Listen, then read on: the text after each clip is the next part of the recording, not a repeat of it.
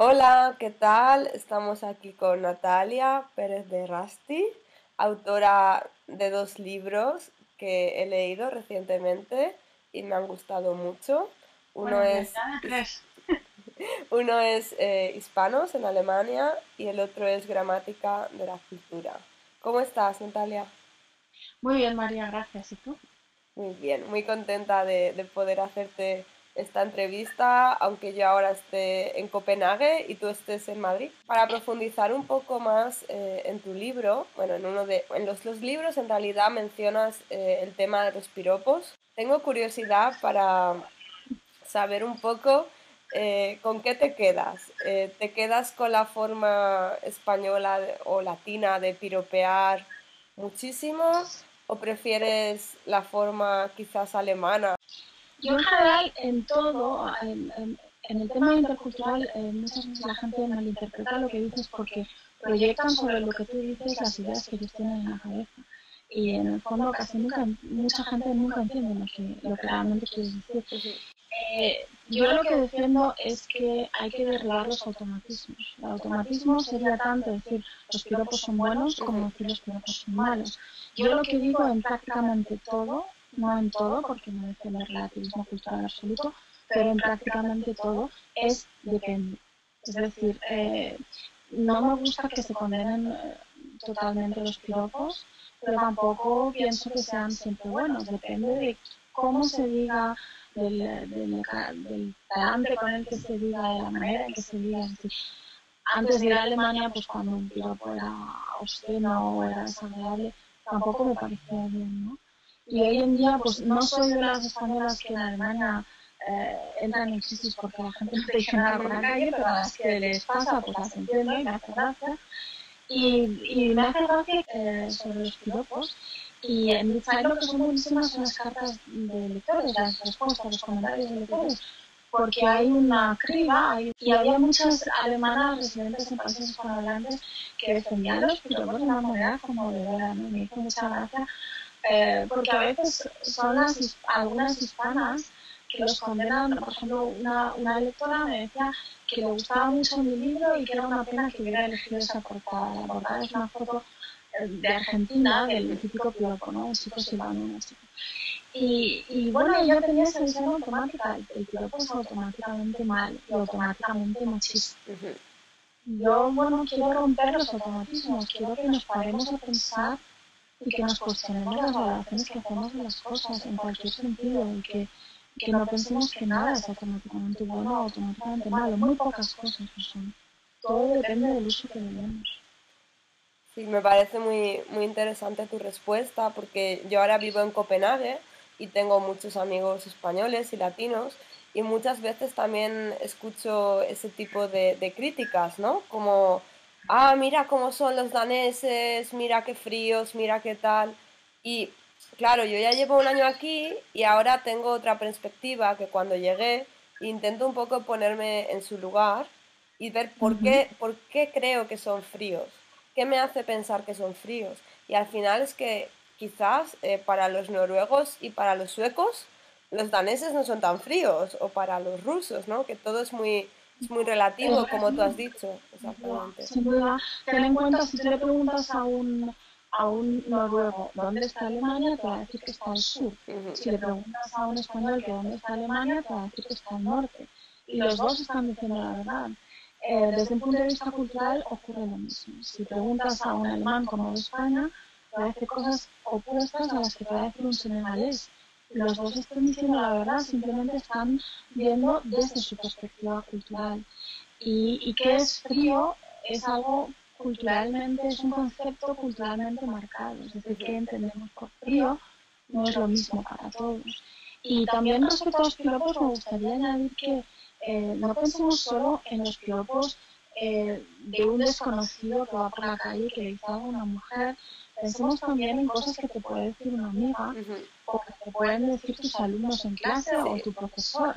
Es decir, gente conocida. Es decir, en España es mucho más frecuente mencionar los cambios físicos que ves Sí. en la gente, por ejemplo, que alguien lleva gafas o que Mm. se ha cambiado el peinado, y lo vemos como algo agradable. Mientras Sí. que, por ejemplo, en Alemania, si yo, profesora, llego a clase y le digo a un alumno, anda, vean, ¿y tus gafas? Sí, como en tu libro, ¿no? Sí, Sí, sí. pues claro, se va a quedar alucinado, mientras que en España es más bien, nos resulta agradable que la gente nos vea, que Pero, por nos... ejemplo, en el caso que comentas, ¿cómo reaccionan los alemanes? ¿Se lo toman como algo positivo, como algo extraño o cuál es la Bueno, reacción? eso depende. A mí una de las cosas que más me apasiona de este tema, de estas cosas que analizo, es que veo como la mayoría de la gente nota las mismas cosas, pero hacen valoraciones completamente opuestas, muchos de ellos. Es decir, qué valoración hagamos de una cosa depende mucho de nuestro carácter,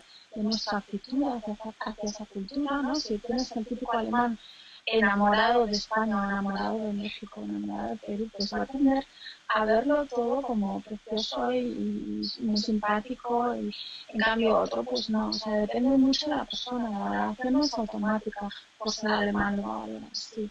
Lo curioso es que eh, casi todos se dan cuenta, o sea, todos perciben eso, pero a unos les encanta, a otros no. En general, al que no está acostumbrado, lo que es cierto es que le sorprende. Ujú. Me sorprende. A mí me pasó pues que se me quedaron todos mirando como gritando, ¿no? Como, pero esta tía, ¿qué le pasa, no? Sí. No te dicen nada, pero también, bueno, al ser extranjero, alguna gente te da lo que llaman en alemán la libertad del bufón, ¿no? Es decir, hay gente que es un poquito consciente de eso, entonces cosas que a lo mejor en un alemán pues te parecerían muy mal, pues a ti te da el beneficio de la duda y dices, bueno, esto no sé por qué será, ya lo tendré algún día, ¿no? Ujú. Pero les extraño normalmente. Si no están acostumbrados, también hay que tener en cuenta que hay mucha gente que está acostumbrada a estar en contextos multiculturales, entonces esa gente pues ya esas cosas no le pillan de sorpresa, ¿no? Seguimos. Ahora va una pregunta un poco más teórica, ¿no? Sí. ¿Podrías explicarnos un poco brevemente, porque sé que no es fácil de explicar, el concepto de cortesía positiva y cortesía negativa? Bueno, primero quiero decir que yo he cambiado la terminología. En el libro tú has leído todavía cortesía positiva y negativa, que son conceptos de pragmática o de sociolingüística, pero en muchas conferencias en Alemania los profesores lo entendían mal y al final ellos mismos me sugirieron, Ursula Welz, que es la directora de los cursos de español en Alemania, me sugirió algo que me pareció muy acertado. Me dijo, ¿por qué no le llamas cortesía a la cercanía y cortesía a la distancia?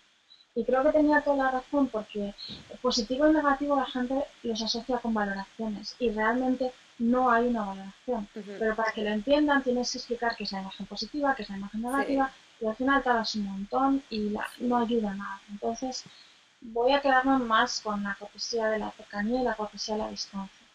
Y es importante decir que ambas cortesías existen en todas las culturas. O sea, en el análisis cultural no queremos decir que nada sea exclusivo de una cultura, simplemente que se puede apreciar comparando y siendo muy concreto en la comparación, cómo algunas culturas dan prioridad a un tipo de cortesía, no es que la otra no exista, ni que sea Ujú. desconocida, pero se ve que se le da más importancia. La cortesía de la cercanía eh, parte de que ser cortés es ser amable, es acoger al otro. Todos tenemos un deseo de sentirnos acogidos, sentirnos comprendidos, sentirnos bienvenidos, sentir que formamos parte del grupo. Entonces, la cortesía de la cercanía trata de satisfacer sobre todo esa necesidad, es la que más tiene en cuenta.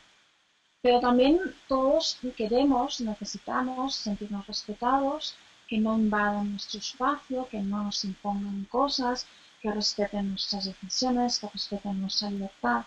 Y la cortesía de la distancia, sobre todo, trata de satisfacer esa necesidad. Y eso es algo que se puede ver, bueno, en mis libros, en Gramática de la Cultura hay una lista de cosas, pero esa lista se podría aumentar hasta el infinito, porque son innumerables los ejemplos que se pueden ver y que si entrevistamos a hispanos en Alemania y alemanes, en países hispanohablantes, muchas de las cosas que nos van a decir que les llama la atención, o que les gustan, o que les disgustan, o que les causan problemas, pero que les llama la atención como características culturales, tienen que ver con estos conceptos de cortesía, que causan muchos malentendidos. Sí, estoy de acuerdo porque creo que a raíz de estas diferencias es cuando escuchamos comentarios como, ah, mira qué Qué fríos fríos son son, los daneses, los alemanes, ¿no? pues sí dicen cosas como, ay, mira qué fríos, no me pregunta, estoy enferma y no me pregunta cómo estoy y ese tipo Eso de cosas, ¿no? ocurre también en Dinamarca, eso. Sí, sí, sí. Creo que aunque los daneses no les gusta mucho que se les compare con los alemanes, creo que en el caso de la cortesía positiva o de la cortesía de la cercanía o Ujú. la distancia, creo que comparten la cortesía de la distancia muchísimo, Sí. muchísimo, por mi experiencia personal. Y por ejemplo, ¿puedes comentarnos otros países que tengan cortesía de la distancia? ¿Algún ejemplo más para la gente Pues que nos está escuchando? en la bibliografía que manejo no están todos los países categorizados por ese punto, ¿no? Ujú, Porque la bibliografía que se suele manejar para análisis culturales, que es de holandeses como Trompenas o como Hofstede, no incluye estos conceptos de cortesía porque son de la sociolingüística. ajá, Eh, entonces, ellos sí tratan todos los países, o prácticamente todos, han estudiado todos los países, pero no tratan en este punto. Sí ujú, tratan el individualismo-colectivismo, que podríamos verlo como relacionado, pero no siempre lo están, porque curiosamente el país más individualista del mundo, según Hofstede, es Estados Unidos y es de cortesía positiva. sí, Y estoy de acuerdo. algunos interculturalistas estadounidenses me cuentan lo que ellos consideran que pueden ser los orígenes históricos de esto.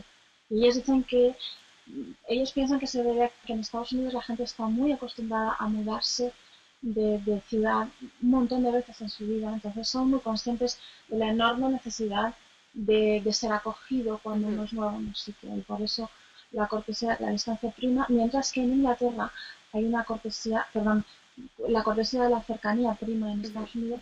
En cambio, en Inglaterra es un país típico de cortesía de la distancia, aunque yo diría que en Inglaterra se manifiesta de manera muy distinta en Alemania.